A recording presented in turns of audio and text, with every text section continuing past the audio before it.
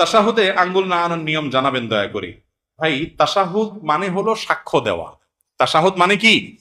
সাক্ষ্য দেওয়া। আমরা তাশাহুদের সময় আঙ্গুল দিয়ে ইশারা দেই না? অনেকে দেন, অনেকে দেন না। না দিলে নামাজ হয়ে যাবে, কিন্তু ওই যে লবণ ছাড়া তরকারির মতো, এটা সুন্নত হলো না। সুন্নত হলো ইশারা করা। ইশারা কেন করব? কারণ এই আঙ্গুলটাকে বলা হয় শাহাদাত আঙ্গুল। শাহাদাত মানে কি? সাক্ষ্য। এই আঙ্গুলটাকে বলা হয় সাক্ষী দেওয়ার আঙ্গুল। কেন? কারণ সাধারণত আদালতে, বিচারে, কোনো কিছুতে সাক্ষী দিতে হলে এই আঙ্গুলটা ব্যবহার হয়। অমুক এটা করেছে, অমুক এটা করেছে, এটা দেখায়া যে কোনো কিছুকে ফিক্স করা হয়। এই জন্য এটাকে সাক্ষী দেওয়ার আঙ্গুল বলা হয়।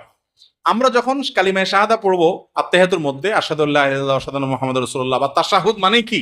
সাক্ষ্য দেওয়ার দোয়া বা সাক্ষ্য দেওয়ার বাক্য, কালিমা। এটা পাঠের সময় আমরা আঙ্গুল তুলে সাক্ষ্য দিব। মুখে সাক্ষ্য দিচ্ছি, আবার আঙ্গুল তুলেও কি দিচ্ছি? আমি সাক্ষ্য দিচ্ছি যে আল্লাহ ছাড়া কোনো সত্যিকারের কোনো মাবুদ নাই, মুহাম্মদ সাল্লাল্লাহু আলাইহি সাল্লাম আল্লাহর গোলাম এবং রাসূল। এই কথার কি দিচ্ছি? সাক্ষ্য দিচ্ছি। মুখে সাক্ষ্য দিচ্ছি, আবার আঙ্গুল তুলেও কি দিচ্ছি? সাক্ষ্য দিচ্ছি। এজন্য তাশাহুদের সময় আঙ্গুল তোলাটা কি? সুন্নাত। তাশাহুদ পাঠের সময় আঙ্গুল তোলা কি রে ভাই? সুন্নাত। এই আঙ্গুল কিভাবে তুলবেন? এটার পদ্ধতি হলো, এই যে দুইটা আঙ্গুল, এই কনুই আঙ্গুল এবং তার পাশেরটা, এই দুইটাকে ভেঙে ফেলবেন। এভাবে ভেঙে ফেলবেন। এরপর তিনটা থাকবে, তো আর এই দুইটা দিয়ে আংটি বানাবেন। এইভাবে মাথা মাথা জোড়া দিবেন এবং এটা ইশারার সময় এরকম উঠাবেন। বুঝতে পেরেছেন? আবার আপনার তাশাহুদ পড়া শেষ বা বৈঠক শেষ, তখন আপনি কি করলেন? আবার এটাকে স্বাভাবিক করে ফেললেন। কথা বুঝতে পারছেন? তো অনেকে আবার বলে আশহাদু আল্লাহ ইলাহা ইল্লাল্লাহ করে উঠাইতে হবে। ওই টাইমে না হলে একটু এদিক সেদিক হলে ইমান চলে যাবে। ইমান এত সস্তা জিনিস, এটা ভুল ধারণা। বুঝতে পেরেছেন? যে না, এই টাইমে না হলে, টাইমিং উল্টাপাল্টা হলে আবার ঝামেলা আছে, বাবা দরকার নাই, থাক, এটা তো সুন্নত কাজ, নাই করলাম। এরকম অনেকেই করেন, এটা ভুল ধারণা। বরং এই তাশাহুদের সময় আপনি আঙ্গুল উঠে ইশারা করবেন। অনেক ভাই আঙ্গুল নাড়াচাড়া করে না।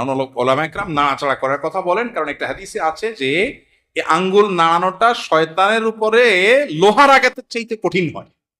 এই জন্য ভালো করে নাড়ায় শয়তানরা আঘাত করে নেয়। বুঝতে পারছেন? কিন্তু এক্ষেত্রে দুইটা মত, যদি অনেক ওলামা ইকরাম বলেছেন যে নাড়াইতে থাকা এবং এটা শয়তানের জন্য বেশি কঠিন হয় ইয়ের লোহার আঘাতের চাইতে, বা এই জাতীয় আঘাতের চাইতে। তো এই মতটার চাইতে আমার কাছে অধিকতর শক্তিশালী মনে হয়, এবং এটাই বেশি বিশুদ্ধ মত, যে নাড়াইতে থাকা না, বরং ইশারা দেওয়া। কারণ বেশিরভাগ হাদিসে যে ভাষ্য আসছে সেটা হলো তাশাহুদের সময় আঙ্গুল দিয়ে কি করা? ইশারা দেওয়া। ইশারা কিন্তু নাড়াইলে হয় না। নাড়াইলে ইশারা হয় না। দলিল উনি আমল করলেন, কিন্তু হাদিসে বেশিরভাগ কিসের কথা আসছে?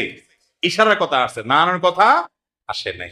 আর তাছাড়া সালাতের মধ্যে যে খুদু অবলম্বন করা, সুকুনের সাথে থাকা, এটার সাথে এটা যায় না। সব মিলিয়ে আঙ্গুল ইশারা করা তাশাহুদের মধ্যে এটা একটা সুন্নত কাজ, একটা ভালো কাজ, যেটা আমাদের বেশিরভাগ মুসল্লি ভাইরা করেনও না। এটা করা উচিত আমার।